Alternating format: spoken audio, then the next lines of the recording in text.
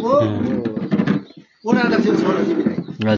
भनेपछि जीवी राई यही ओखलढुङ्गाकै हो? यहीबाट हो तपाईँ अहिले। ए बल्कुको ल थाहा थिएन हामीलाई त्यो कुरा चाहिँ त्यति। अनि ए त्यो जीवी राईले नै फटाइ गरे हो कि रवि लामिछानेले चाहिँ फटाइ गरे जस्तो लाग्छ रविको भटा है? घुमा त मजाले सरकारी चलाएर कमाएर बस्यो मान्छे। है अब यसले के गर्यो भने तपाईँको गोर्खा मिडिया र अर्को के मिडिया अरे गोर्खा मिडिया अर्को छ एउटा अर्को त के ग्यालेक्सी टिभीको नाम त्यहाँ त रविले त जीवी र छवि भन्नेलाई त तपाईँहरू लगानी गर्नुहोस् बाँकी पैसा कमाउनु मेरो जिम्मा। 3-4 जना केटाहरू चाहिन्छ बोरा उठाउनु पैसा त्यहाँ आउँछ त्यस्तो विज्ञापनको लागि। छविले त बयानै दिएको छ नि भनेर बिचरा 2टा लाग्यो होला त नि भनेर लगानी गर्यो आखिर सामान्य 1 वर्षपछि ऊ भाग्यो त नि भाग्नु परेन। जीवी राई के छ तपाईँको ख्यालमा? कहाँ छ होला, के छ होला? अब कसैले मलेसिया भन्छ, के छ उहाँको हालत? केही अनुमान छ? भन्न सकिँदैन है? शङ्कास्पद भयो नि त्यो त। अब दुबईमा छ के अरे, उमा मलेसियामा छ भन्छ। अब उसको कुरा चाहिँ मलेसियामा छ भन्छ। अब तपाईँको हामीले नि यसो न्युज हेर्ने न हो। अब एउटा त्यो अन्धो छ नि रमेश प्रसाई भन्ने घन्टी,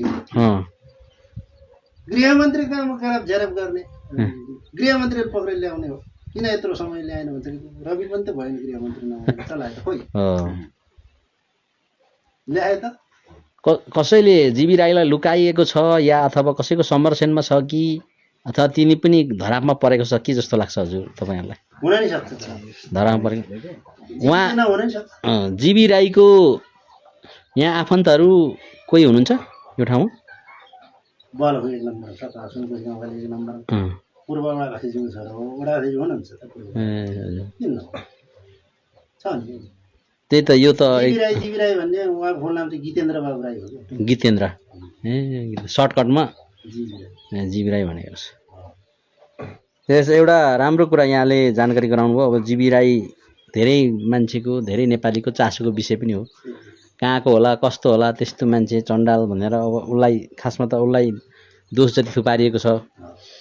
उसले त फेरि राम्रैसँग सहकारी सन्तुलनमै चलाइरहेको व्यक्ति हो भन्ने पनि एकतर्फ तपाईँले भन्नुहुन्छ। त वास्तवमा त्यसमा मुख्य चलखेल गर्ने, जालझेल षड्यन्त्र गर्ने चाहिँ रवि नै हो त। रविले फसाएको हुन्छ। लगानी जति डुबेपछि भाग्नु पर्दैन, तपाईँ हामी भाग्नु परिहाल्छ। तर दोष त आफैले आउँछ नि त। दोष सहकारी सञ्चालकको उहाँ हो त्यो हिसाबले। बिचरा यहीँको बिहे गरेको पहिला त पछि पोखरा जानुभएको रहेछ। सामान्य परिवारको मान्छे हामी जस्तै सामान्य गाउँ त त्यही हो सबै। पोखरातिर जाँदै गर्दा लाउरेको छोरी अब उता भेटघाटको उतै बिहे गरेछ। त्यहाँबाट त्यो लाउरेको छोरी बिहे गरेपछि पढाइ लेखाइ भएको मान्छे लाउरेको छोरी यी त खासै हामी जस्तै गाउँमै पढेको मान्छे। यता त्यो लाउरेको छोरीले टक्क यहाँको बुढीलाई डिभोर्स गर्न त्यतिखेर हेलिकप्टरमा आएको मान्छे। पहिलोचोटि यो हाम्रोतिर हेलिकप्टर ल्याउने जीवी राई डिभोर्स गर्नलाई इतिहास त रचेको छ साथीले। अनि उता उतै बिहे गरेर उतै बसेको सहकारी चलाउने बुढी रहेछ। हामीले यसो बुझ्यौँ मान्छे हाम्रै बोलाउनु गाडी छ तत्कालीन गाडीसँग बोलाउनु 1 नम्बर वडा पहिला पनि गाडी भयो। अहिले गाउँपालिका भने ठुलो सिट हुन्छ मान्छे।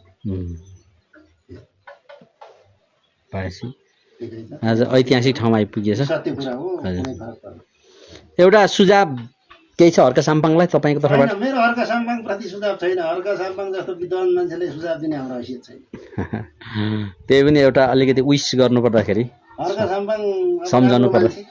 देशले खोज्यो मान्छे तर अब खुट्टा तान्ने धेरै हुन्छ। सङ्घर्ष त गर्ने उहाँले गरेको गर्नुहुन्छ उहाँले। अब उहाँको मलाई त्यो अब आफू त गएर धरान हेरेको छैन। त्यो श्रम संस्कृति पार्क अर्को गोर्खा चौतारी ज्येष्ठ खोलाको पानी यी त एकदम नमुना काम हो नि। श्रमदानबाट र त्यो पनि नगरबाट 1 रुपैयाँ पनि बजेट नपारिकन श्रम सबै डोनेसनबाटै गरेको। यहाँले नजिकबाट निहाल्नु भएको रहेछ। हजुर म हेर्छु सबै उहाँहरू पोस्टहरू म लाइक गर्छु कमेन्ट गर्छु हजुर हेर्छु हजुर धन्यवाद हजुरलाई